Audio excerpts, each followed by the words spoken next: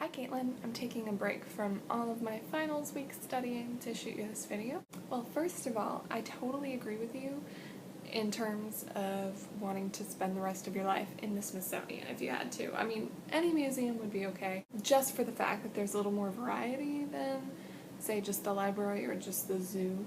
But the Smithsonian, for exactly all the reasons you said, and if anybody wants to know those, they should go back and watch her last video. Or I guess it might be over there. Down there? Up there? Around there? I don't know, my white balance keeps changing depending on where my hands are. Sorry. Easily amused. I've had like 10 cups of coffee today. Woo! As for the challenge you set upon me, I watched Arena last night. I took some notes, so you wanted a recap, and I can't do recaps like you do, so instead I'm just gonna read through my notes. The general plot, first of all, is this guy. He's like a firefighter or whatever, paramedic living in Colorado. His wife dies in this accident. It's horrific, first of all, because his wife is pregnant when she dies. Yeah, that was despicable. An awful way to begin a movie. Like, seriously.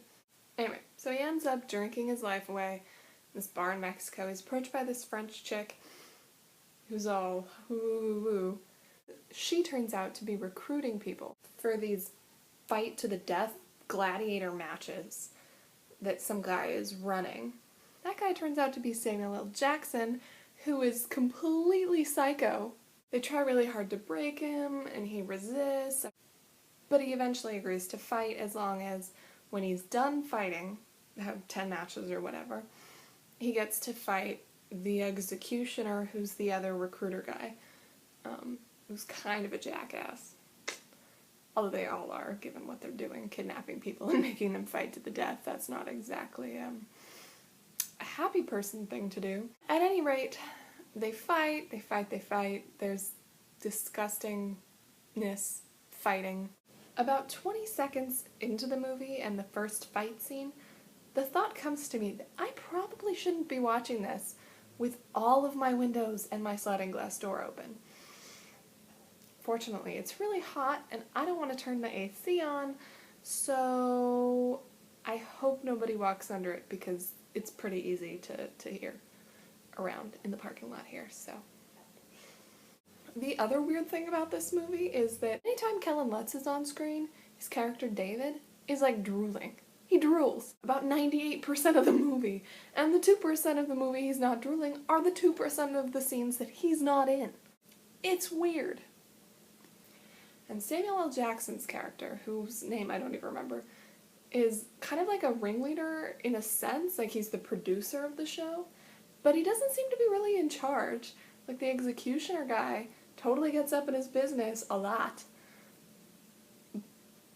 But I don't understand, like, Samuel L. Jackson is usually such a badass, and he's not really in this movie, and it confuses me. Also, I was expecting him to have an eye patch, and it weirded me out whenever I saw him and he didn't, because all I've seen him in recently are Marvel movies where he's Nick Fury and eye patch, or eye patch, I don't know what size it is. Okay, now you said before that there was a lot of nudity and sex in it. Now, I didn't really see a lot of sex scenes. Like, there was like there were a lot of naked women. Just women.